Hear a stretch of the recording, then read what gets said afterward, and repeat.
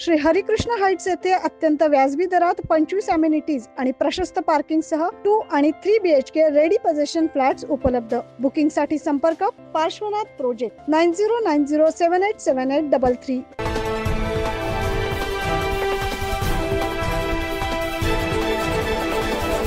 अतिक्रमण ही नाशिक शहरासाठी ठरलेली सर्वात मोठी डोकेदुखी आहे।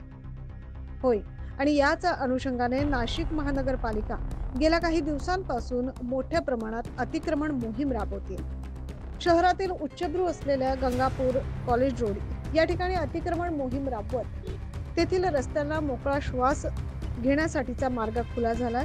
तसेच ट्रॅफिक जामचा प्रश्न देखील काही प्रमाणात मिटलाय। याच अनुषंगाने आता आज महापालिकेने शहरातील महत्त्वपूर्ण ठरणारा मेन रोड परिसर या परिसरात अतिक्रमण करणाऱ्या हातगाडी धारकांना सूचना दिल्या आणि आजची ही शेवटची ताकीद देण्यात आली आहे। त्यामुळे या परिसरात पोलीस बंदोबस्तासह पाहणी करण्यात आली। या पाहणीच्या वेळी उपायुक्त मयूर पाटील यांनी 9 न्यूज महाराष्ट्राला अधिक माहिती दिली। माननीय आयुक्त महोदय यांच्या सूचनेनुसार जिथे आपण बघतोय की अतिक्रमण आहे, परंतु लोकांनी रस्ते सुद्धा सोडले नाही आहेत आणि मेन रोड नाशिक रोड आपलं छत्रपती शिवाजी रोड हे जर आपण बघितले इथे म्हणजे सगळे फेरीवाले दुकानांपुढे बसलेले आणि मग नागरिकांनी जायचं कुठे? मग वाहनांच्या अपघातांच्याही घटना घडतात।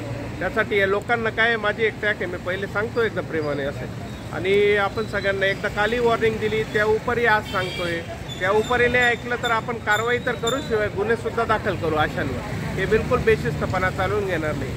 खरं तर मेन रोड भागात अतिक्रमण कारवाईची खूपच गरज आहे। या ठिकाणी कायमच रस्ते जाम असतात, ट्रॅफिक जाम असते, पायी चालणाऱ्यांना देखील मोठी कसरत करावी लागते।